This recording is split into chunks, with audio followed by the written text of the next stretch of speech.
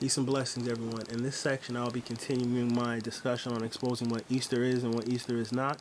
I'll be keying in specifically on Acts chapter 12, verse 4, and using Leviticus 23, verses 5 through 8, and Numbers 28, verses 16 through 25. I will go into a brief discussion after which, where I will talk about how Easter is actually determined using the abomination of astrology, which is one of the abominations that God tells his followers not to practice, specifically in Deuteronomy 18. But here we go. I'll be reading first 10 verses of Acts chapter 12. Now, about that time, Herod the king stretched forth his hands to vex certain of the church, and he killed James, the brother of John, with a sword, and because he saw that it pleased the Jews, he proceeded further to take Peter also. Then were the days of unleavened bread. And when he had apprehended him, he put him in prison, and delivered him to 4 quaternions of soldiers to keep him, intending after Easter to bring him forth to the people. Peter therefore was kept in prison, but prayer was made without ceasing of the church unto God for him. When Herod would have brought him forth, the same night Peter was sleeping between 2 soldiers, bound with 2 chains, and the keepers before the door kept the prison. And behold, the angel of the Lord came upon him, and a light shined in the prison, and he smote Peter on the side, and raised him up, saying, Arise up quickly, and his chains fell off from his hands. And the angel said unto him, Gird thyself, and bind on thy sandals. And so he did. And he saith unto him, Cast thy garment about thee, and follow me. And he went out, and followed him, and wist not that it was true, which was done by the angel, but thought he saw a vision. When they were past the first and second ward, they came unto the iron gate that leadeth unto the city, which opened to them of his own accord. And they went out and passed through one street, and forthwith the angel departed from him. Now I'll be moving on to Leviticus 23, verses 5 through 8, and Numbers 28, 16 through 25.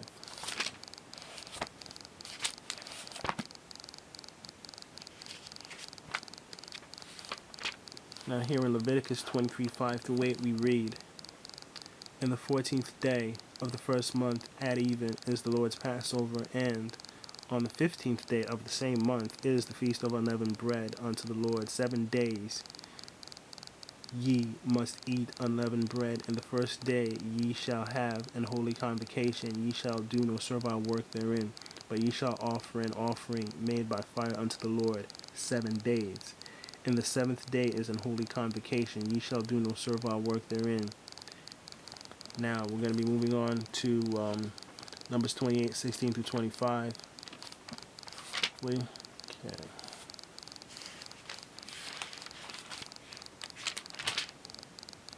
And in verse 16 we read Numbers 28, 16 through 25. And in the 14th day of the first month is the Passover of the Lord. And in the 15th day of this month is the feast. 7 days shall unleavened bread be eaten. In the first day shall be an holy convocation. Ye shall do no manner of servile work therein, but ye shall offer a sacrifice made by fire for a burnt offering unto the Lord, 2 young bullocks and 1 ram, and 7 lambs of the first year. They shall be unto you without blemish. And their meat offering shall be of flour mingled with oil. 3/10 deals shall ye offer for a bullock, and 2/10 deals for a ram. A several 10th deal shalt thou offer for every lamb throughout the 7 lambs, and 1 goat for a sin offering, to make an atonement for you. Ye shall offer these beside the burnt offering in the morning, which is for a continual burnt offering. After this manner ye shall offer daily throughout the 7 days the meat of the sacrifice made by fire, of a sweet savor unto the Lord. it shall be offered, beside the continual burnt offering. And on the seventh day ye shall have an holy convocation, ye shall do no servile work. Now, specifically, I'm going to focus on here what it says in Leviticus 23:5 through 8, where it says that on the 14th day of the first month is Passover, right? And then immediately preceding that, on the 15th day of the first month, that very same month, is the Feast of Unleavened Bread. So you see, Passover occurs first. Then immediately following, 7 days after, straight on, is the Feast of Unleavened Bread. Now, if you recall what it says in Acts chapter 12, verse 4, where it talks about, he saw that killing James, the brother of John, with the sword, in verse 2, pleased the Jews, and he proceeded to take Peter also. When he had finally apprehended him, put him in prison. Why would he be waiting if all the other perversions of the Bible are correct, where they all translate the word Pascha as Passover?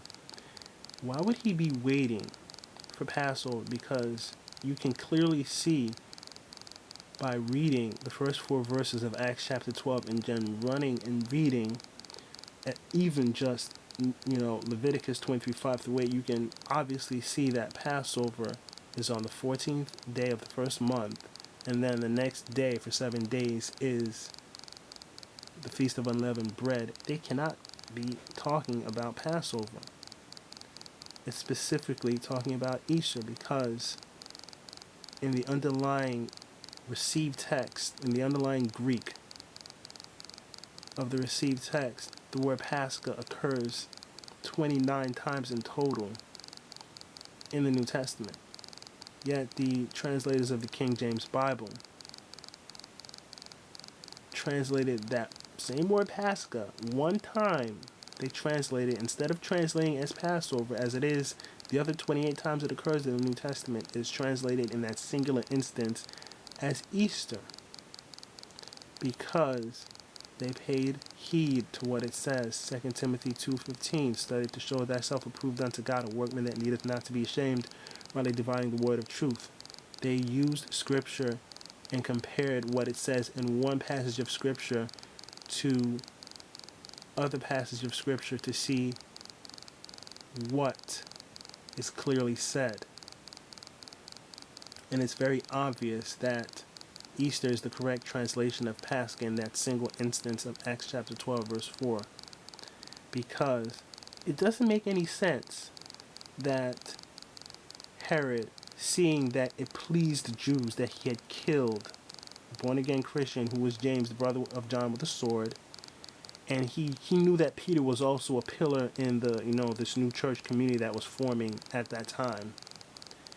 He had, apprehended him, and it says, then were the days of unleavened bread. So obviously Passover had already passed. It was already into the days of unleavened bread. So they were actually waiting for something that the Greek celebrates called Pascha, which is Easter. It's a Babylonian celebration. It's a fertility celebration, right? So they were actually waiting for a specific pagan celebration to kill Peter and further please the Jews, persecuting the church. Now, I'm going to briefly discuss how Easter is determined. There is a witch's Sabbat that is known as Ostara, and it usually falls. I'm going to be real quick about this. It usually falls on or around March 21st. Now, to determine when Easter is, the Catholic Church does this. Once they see that Ostara falls on or around March 21st, which is really the spring equinox, which is when daylight and nighttime hours are equally 12 hours in both hemispheres on the planet. Once they realize, or once they have determined through the use of astrology forbidden in Deuteronomy 18, once they determine that, Ostara has fallen, then they look for the first full moon after Ostara has fallen. More astrology. Once they have determined when that full moon happens, then the nearest Sunday or the next Sunday following that first full moon after Ostara falls, which is the Witcher Sabbath, a high human sacrifice holiday among witches, the ones that really, really seriously practice their religion.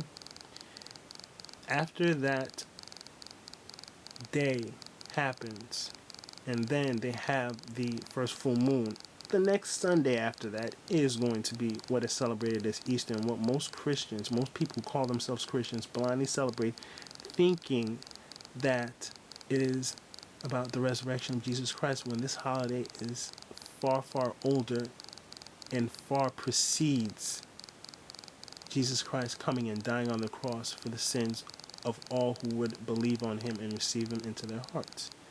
Now, let's see here. It's very obvious that people are being deceived into glorying in something that God explicitly forbids us to glory in. He says in the first few verses of chapter 10 of Jeremiah, learn not the way of the heathen. And that chapter specifically talks about, when you read it, it talks about them cutting down a tree, an evergreen tree out of the woods, and they deck it with silver and gold. It's talking about celebrating another pagan tradition, which now most people think is the birthday of Jesus Christ. And it's another repackaging of pagan beliefs and pagan celebrations, which involve human sacrifice among those who celebrate it seriously and purely. That's what they do, but it's a way to get people who say they're Christians to blaspheme the name of God and to glory in things that God forbids those who truly follow him to believe in or to follow. And just like it says in Hosea chapter 4 verse 6, my children are destroyed for lack of knowledge. If you don't know about something, it can kill you, it can hurt you. So you see, it's very obvious that Acts chapter 12 verse 4 is talking about Easter, because there will be no reason for Herod to wait for Passover if all the other perversions are supposedly correct. He could have just, as soon as he apprehended Peter, killed him, but he was waiting for something that the Greek calls Pascha, because Passover had already passed. He had killed James, the brother of John, with a sword. And it says in parentheses towards the end of that verse, then were the days of unleavened bread. And we see from reading verses 5 through 8 of Leviticus chapter 23, that it's very obvious that the first day, the 14th day of the first month, at even, at sundown, is the Lord's Passover, and the very next day is the beginning of 7 days of the Feast of Unleavened Bread, and that's when the Feast of Unleavened Bread was. So there's no way he could have been waiting for Passover. It had already passed, you know. But anyway, let me just end the video there. Peace and blessings. Thanks for listening.